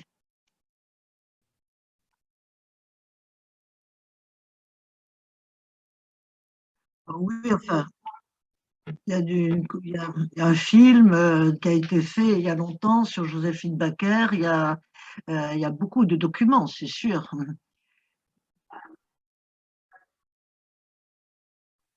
Si, si. Mark, I'd say a few words. Yep. The Chateau Les Milandes is this wonderful chateau that had belonged to Josephine. She lost it. She couldn't pay the bills on it. And actually was rescued by Princess Grace Kelly, to come and live in Monaco and bring the kids there. But the chateau is a place that Michel and I have both been to many times. I would like to go back with Michel, because at the time that I was there, I didn't know Michel. And I think it would be really very lovely if everyone could join us in September 2023, because the Cabaret Connexion will go to France. Je serai moi-même à... Et toi, tu seras là. So we'll have Michel with us. So, if everyone wants to come together in September of 2023, sounds great. I would love for us to gather there. Angélique, who is the owner, was raised in the town and had always heard these stories of Josephine Baker. And when she had the opportunity to purchase the chateau, she had to reconstruct what it might have been like while Josephine was there in terms of bedrooms and bathrooms and the accoutrements. And they found a trunk full of her later costumes. And they do have one of the examples of the banana skirt, which is not made in plastic. It is in fabric. Plastic would be too early in the 20s. But in any case, there it is. You get a very good appreciation, including the fact that it had a falconry. It still has a falconry, a place to rehabilitate birds of prey. And she had done that herself when she was there. So it's an amazing environment. In the village, she organized festivals. And so for a while, Milan was like going to Ravinia or going to Marlborough or something. You know, you would come to Milan to have a festival. So I think put it on your calendar, everyone. September of 2023. So. Vous savez, je vais moi-même au Milan le 6 juin pour faire faire une signature de livre et peut-être un concert, je ne sais pas. Je connais très bien la propriétaire et si vous voulez, je peux vous aider à faire cette opération, lui demander comment on peut organiser une visite justement au Milan. Parce que ce château a été racheté, a été offert comme cadeau de Noël à une jeune femme formidable, Angélique, qui est une amie. Et elle a, au lieu d'être une châtelaine, d'avoir simplement de vivre bien, elle a créé le musée Josephine Baker. Effectivement, elle rachète les costumes, entre autres la véritable ceinture de banane qui se trouve au Milan. Et puis aussi, elle a des pièces pour son action pendant la guerre. Et puis, And there's also exhibits about what. Demandé aux enfants, elle a proposé aux enfants de revenir Oh. au château. Yes. Ils se sentent maintenant de nouveau comme chez eux au château. Et ça, c'est vraiment très généreux de sa part. Great. Ça, on en parlera. We can talk about this later on because it's going to be really important to be able to reconnect with Josephine Baker's kids, who are adults now, and also to be able to make arrangements with Angélique, who is the proprietor now, to be able to connect with her when we all go there in the fall of 2023. Oui. D'accord. Can I just say something very quick about the J'ai deux amours, Mon pays et Paris song? Because this was Josephine Baker's iconic, like this is her song, right? This is one of the songs that she's globally known for. J'ai deux amours, Mon pays et Paris. And actually it was written for her in a film where she is playing I forget whether it's the Algerian, the Haitian, or the African princess in that particular film. But the original kind of double entendre or meaning of the song is very interesting because she's a colonial French woman who has fallen in love with a colonizer, a French man. And she says, oh, I've got two loves, and the implication is she's fallen in love with this French colonizing man and is going to go back with him to France, but is still in love with her own country. And so there's that colonial layer to the song as well. But of course, Josephine, who often played a colonial maiden, and I'm using kind of stereotyping words here, but this is how they were seen in the day. Nevertheless, when she sang it, it then had so many layers of meaning as an American playing whatever kind of colonial woman she was playing, having moved to France herself and having this complicated feeling for America, just as the colonial woman who she was playing had a complicated feeling about France. And I think that layering of meaning in the song is really phenomenal. It's a song that took a long time to write, evidently, that the songwriters were not quite sure how to deliver a song that would encompass it all. And then, of course, at the very last moment, they hit upon the theme and the melody. Elizabeth Howard has her hand up. I was going to say, I wanted you to maybe, one of the things that I remember reading in both 2 or 3 books is that she was always in some sort of relationship with a man. And that was a very important part of her life, having a relationship with one man. Was this Italian sort of fake count. I mean, it was so interesting how she went from one to the other. And I don't know if the abuse as a child, when she was a child, she worked in different homes as a maid, cleaned up, and she was abused by the master of the home very often. And the way she got out of that was to form her own little group, her own little singing group, when she was a kid and a teenager in that town before she went to New York. But I wanted to ask if anyone wanted to address that, and the fact that she had wild animals, like I think she had a tiger or a leopard with her in hotels and so forth.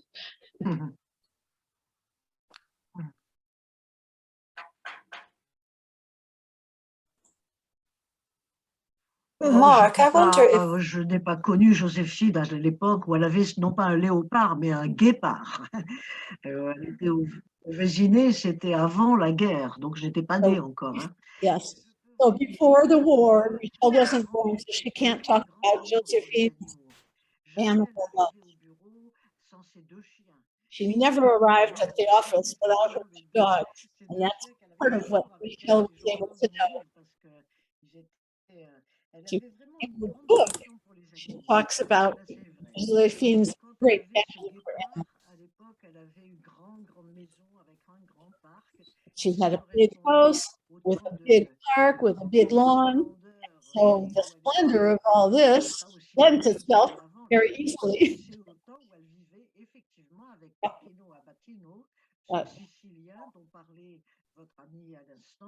Voilà. So when Josephine lived with the Sicilian Pepino, he had lots and lots of money, and so that's exactly true. But more than that about her animals, Michèle says that she can't really say much more. And when Michèle was with her, she always had her 2 dogs with her. I just saw this note, so thank you, Michèle. And we're about to close. I'm going to ask for some very quick concluding remarks from our panelists, but we have Barbara Briggs, I hope I'm saying this right, Arthur Briggs' daughter.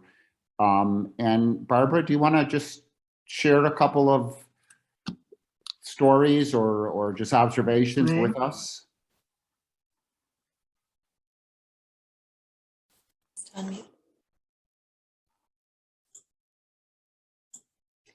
She may be muted. Barbara, I think you are muted.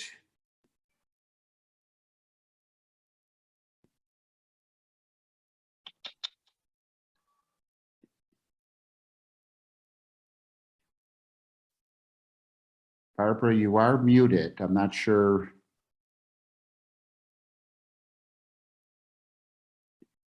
Or maybe, you know, I'm going to try that again just at the end. Ah bon? Oh là là, qu'est-ce qu'ils m'ont demandé? J'ai pas entendu, okay. j'étais partie regarder Macron. Oui. Non, attends. Oh, oui, c'est vrai. Attends. Oh yes. Sorry.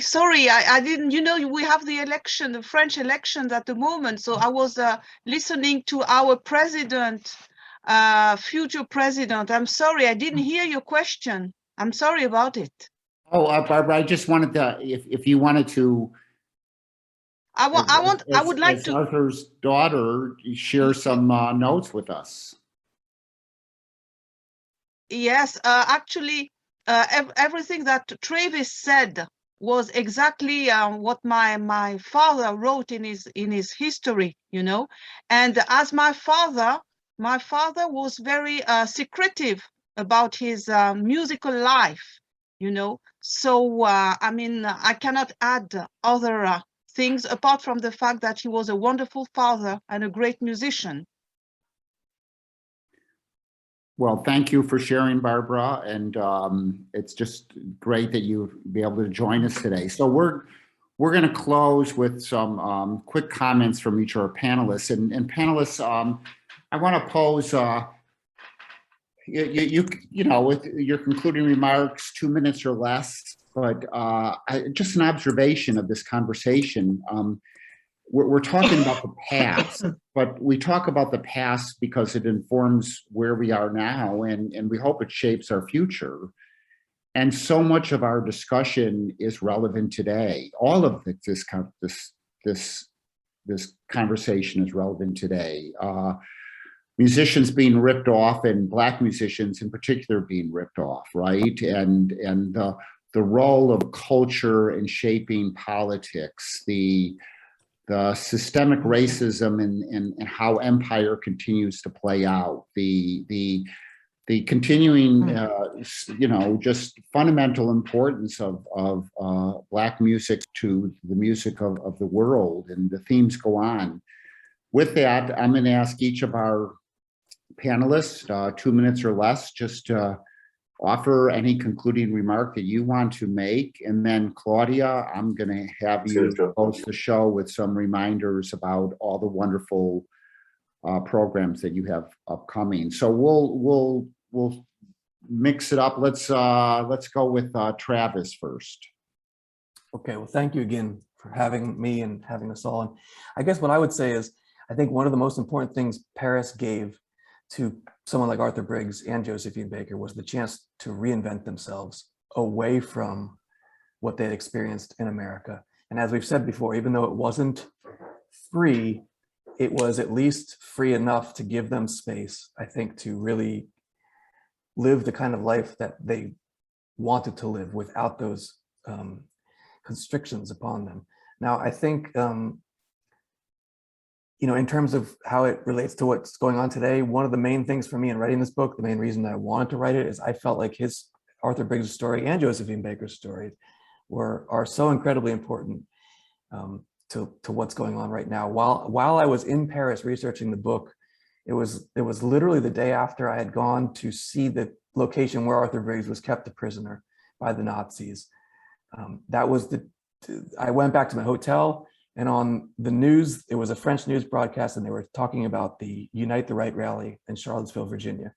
And so I had literally just been, you know, in this place where this man was held by the Nazis. And then I was watching my own countrymen having what essentially was a Nazi rally. And to me, that's all you need to say. I mean, we think that 100 years ago or 60 years ago or 80 years ago is a long time, but it's really not. And these issues are still with us.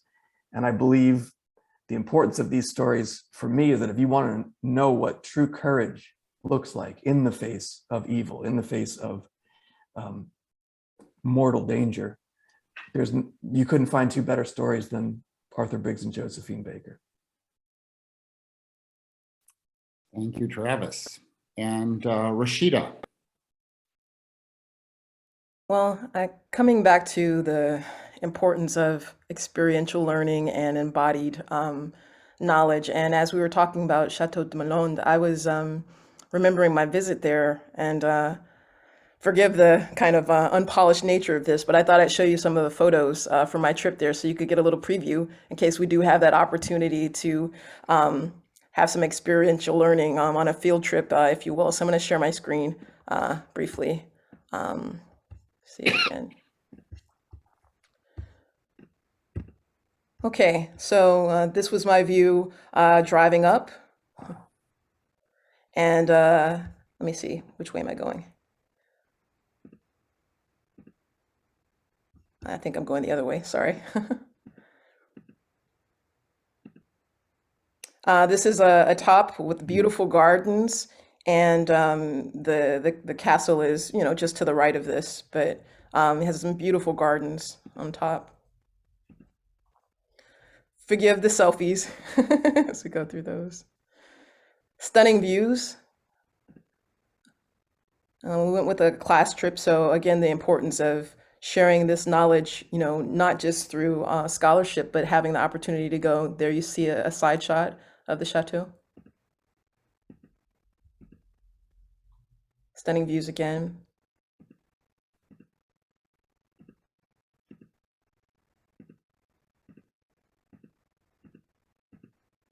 And then I took some pictures inside, so lots of photos of what it was like, you know, back then. It has really been kept up as a museum space, but you can see the immaculate furniture and the time period pieces.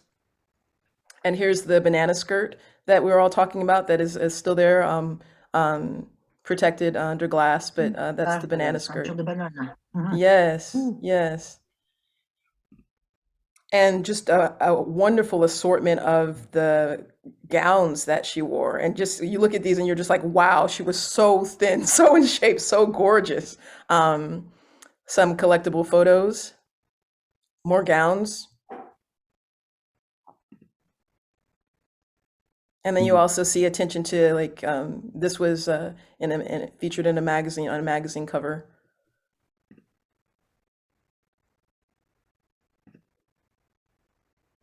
Posters, the way that she was represented in terms of media.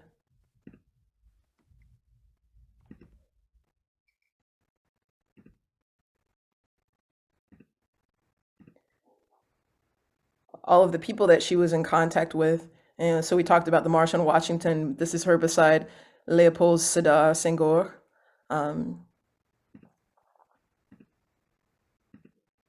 And I wanted to end on more photos of, we talked about her as a mother and how important that was to her. You get to see some of the children's bedrooms and also in the kitchen. I believe there are more photos. So just a little snapshot.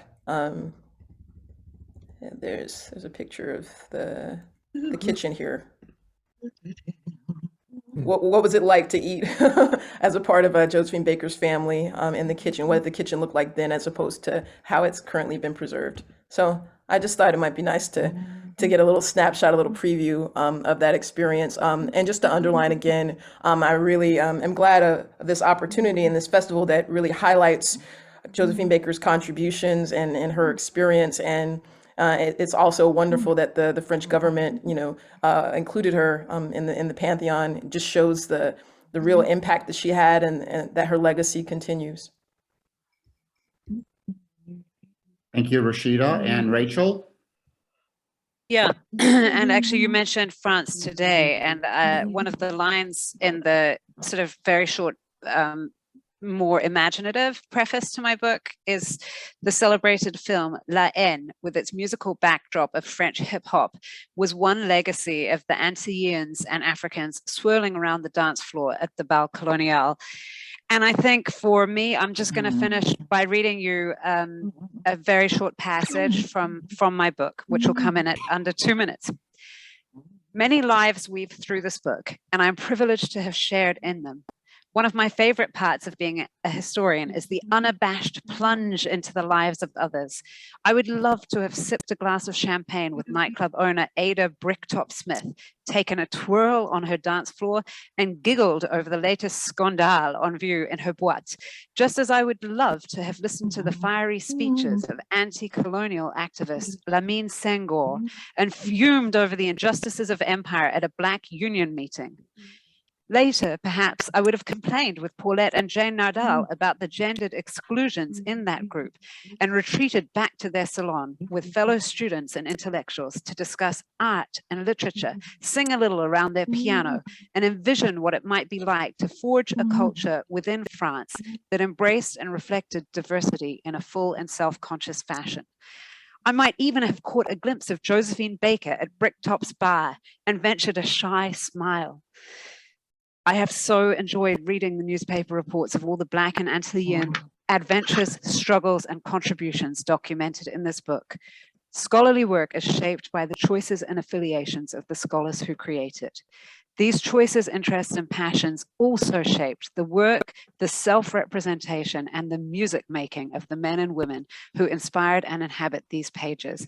And I would extend that to say the pages of Travis's book, the pages of Rashida's book, the pages of Michèle's book.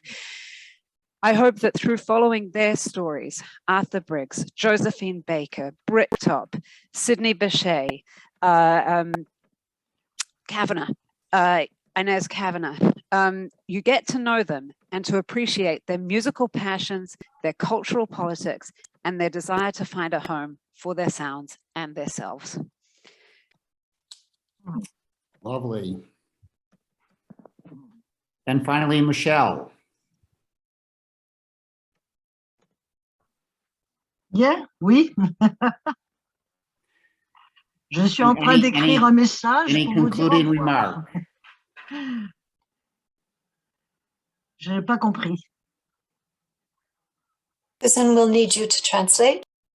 Vive Josephine Baker. Long live Josephine Baker. And long live the Cabaret Connection. I'm really happy to see you all and to be so touched to see the fervor and joy that you will show by your interest, and she really deserves it. So thank you very much. Mark? Thank you, Michèle. And Claudia, to close the program? I would love to. First of all, I have to thank Mark, who read the books and who prepared this agenda and who dove headfirst into this arena. And I'm so excited to have had you be part of our Cabaret Connexion. And we're going to hold on to you, so don't go away. I wanted to, I'm going to just share a screen for a minute here because the invitation for this conference is here. And we will be doing this from May 8th to 16th with masterclasses and workshops. And of course, Michèle is coming.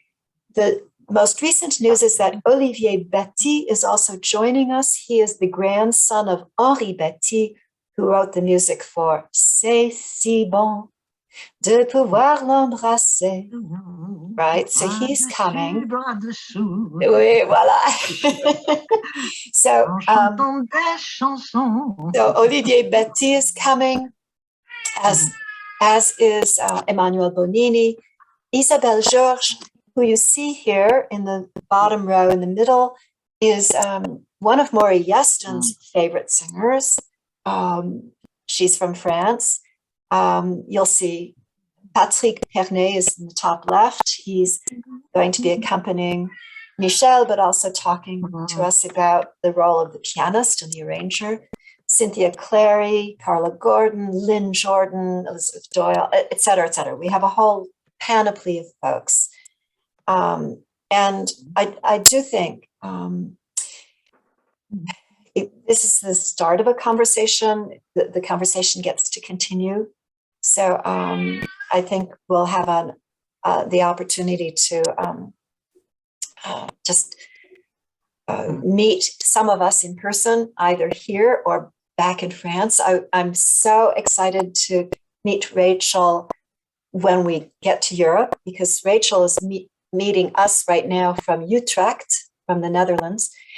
And Rashida, you're not so far away. You should come to Chicago. We'll put you up. We have many folks offering homestays, and I can think that you will be regaled and have an opportunity. So anyway, I'm thankful that you've all come. I've asked if it's okay for if you want to stay on. We're going to run a 5-minute promotional video about working in concert, so you can learn how all of these pieces come together. And if you enjoy that, we'll run the black. Je voudrais juste ajouter quelque chose. Okay. Merci à Suzanne pour sa thank you to traduction Susan, simultanée, qui était un grand travail pour elle. because Merci. she did a great job of translating, and we will see her.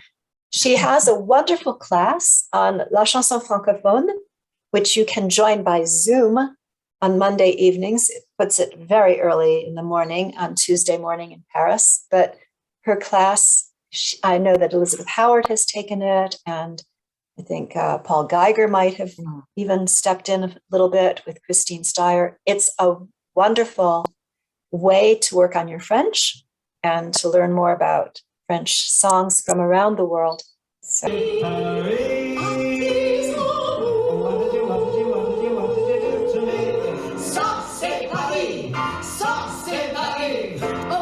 What did you do to me?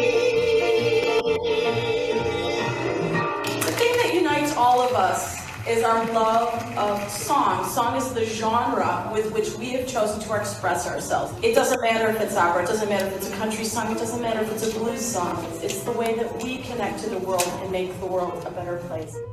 Working in Concert is a performing arts alliance of collaborative projects for songs and stories, up close and personal. We have 7 initiatives: Bellissima Opera, Song Shop Live, Black Voices in Cabaret, Chicago-Paris Cabaret Connexion, Chicago Cabaret Week, Cabaret in the Classroom, and Opera in the Classroom. Let's start with the schools.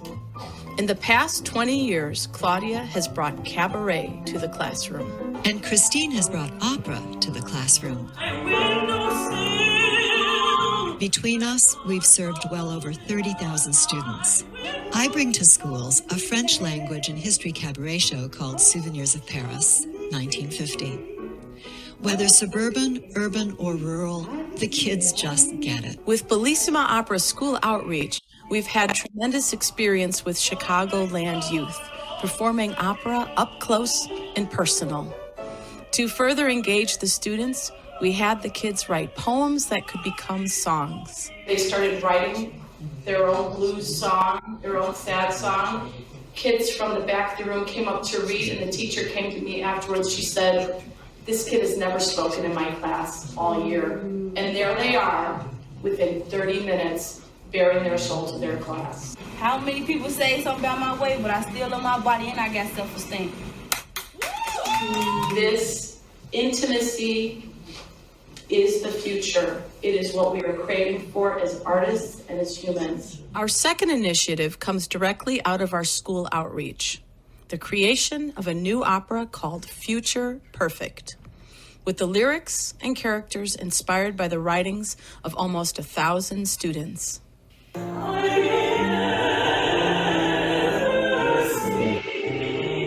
The completed work by award-winning composer David Shen and librettist Christine Steyer premieres in Chicago's Austin neighborhood in June 2022.